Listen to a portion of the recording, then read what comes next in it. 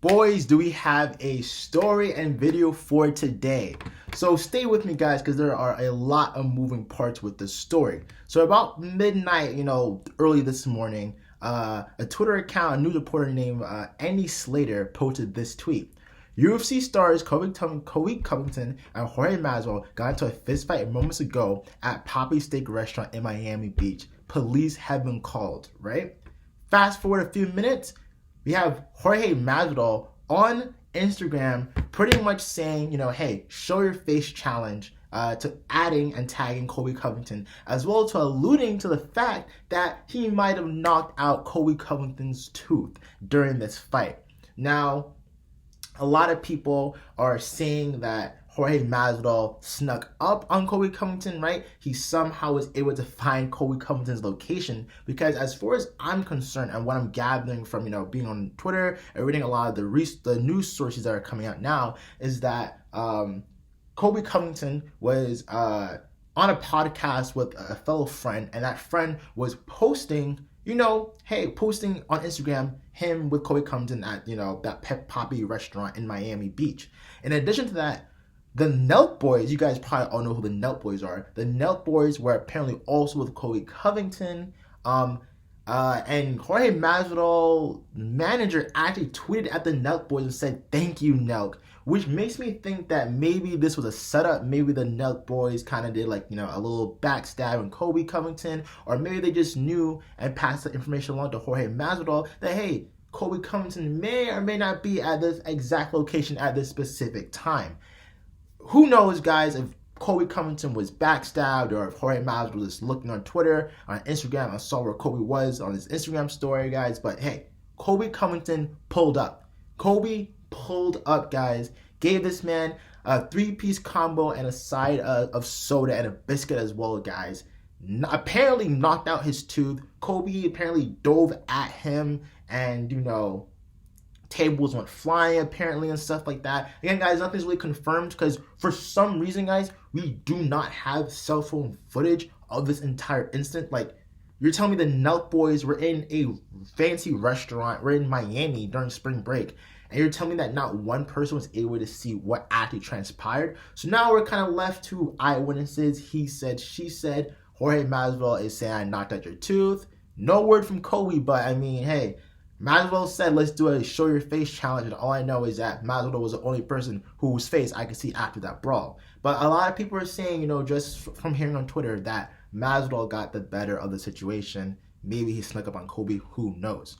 So now, guys, this actually kind of poses a pretty interesting question, and something that I want to pose to you guys. I mean, where do we stand on this, right? Like, do we think that Masvidal is a punk for, jumping or cornering Colby Covington outside the octagon? You guys, usually I feel like, they just went to war, right? They just fought. Colby Covington won, right? Beat Jorge Masvidal.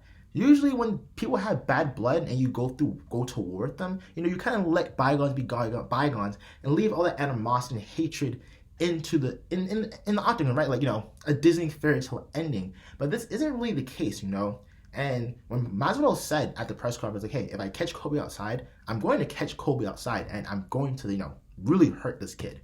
And it's just tough, guys, right? I mean, like, a lot of people are saying that Masvidal is a punk for this.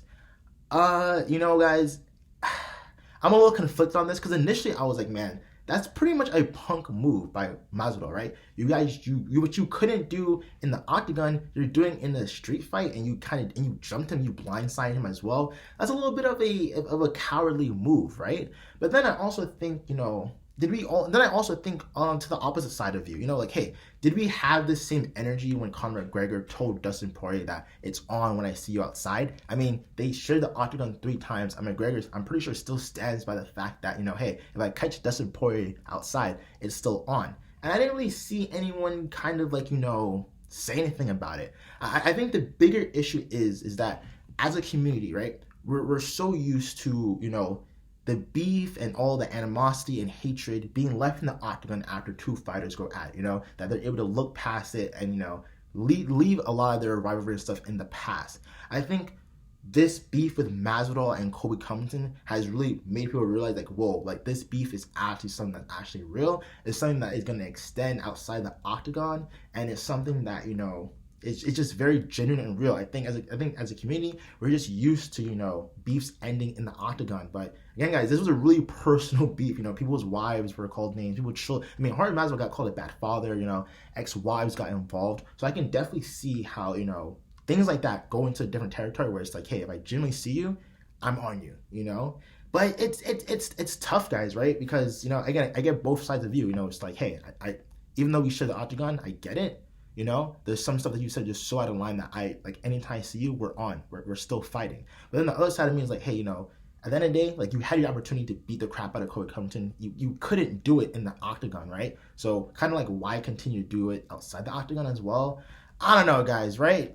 Just let me know what you think, guys. What is your opinion? I mean, is Masvidal a coward for this?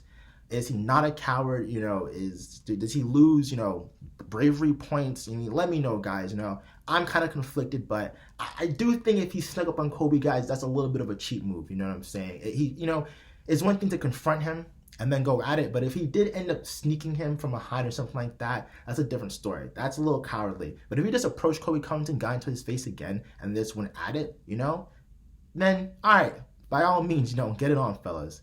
But again, guys, this is an open dialogue. Let me know what you think in the comment section below. And guys, this story is gonna go crazy, guys. You know, thanks for watching.